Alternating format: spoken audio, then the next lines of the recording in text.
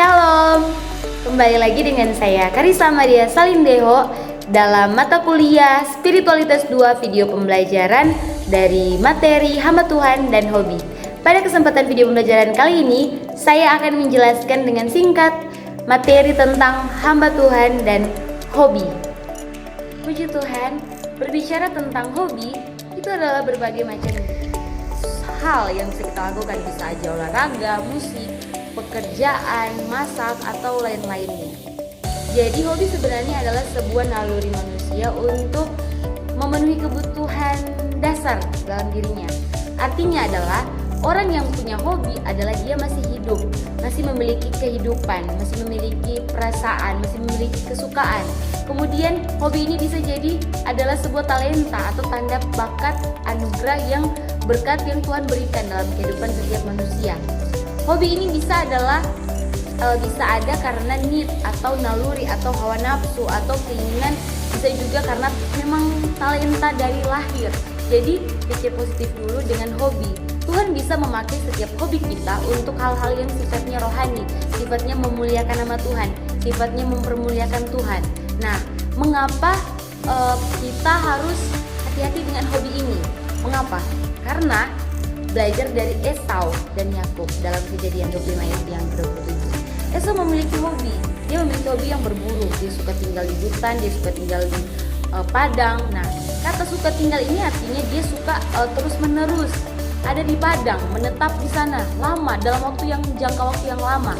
Sehingga Esau ini lupa dengan keluarganya, lupa diri, lupa dengan hal-hal yang lebih penting yang dapat dia prioritaskan, sehingga dia hanya memprioritaskan hobinya. Ketika kita tidak berhati-hati dengan hobi karena dapat mengendalikan hidup kita ini atau fokus kita ini hanya pada hobi tersebut, maka contohnya seperti Esau. Ada orang yang hobi bermain game, akhirnya karena game dia bisa kehilangan pekerjaannya, karena game dia bisa kehilangan keluarganya. Nah, karena hobi seringkali seseorang bisa kehilangan akal sehat, seseorang bisa kehilangan mindset berpikir yang benar. Nah, waktu yang diberikan Tuhan kepada kita ini hanya 24 jam per hari. Kalau kita sebagai orang percaya tidak mempergunakan waktunya dengan baik, maka hobi itu bisa mengambil waktu kita, bisa menyita waktu kita.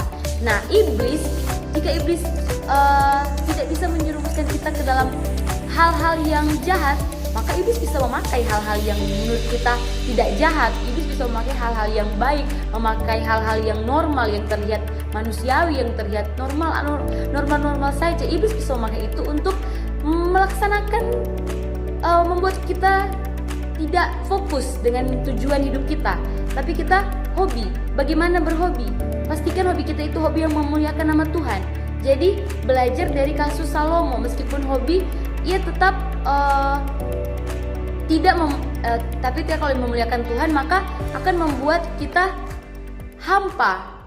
Atau kita harus pastikan hobi kita ini tidak menjauhkan kita dari Tuhan. Pastikan hobi kita ini tidak mengorbankan hal-hal penting dalam hidup kita. Karena ada orang hobi, dia berkorban kesehatannya, keluarganya, pekerjaannya, bahkan lain-lainnya.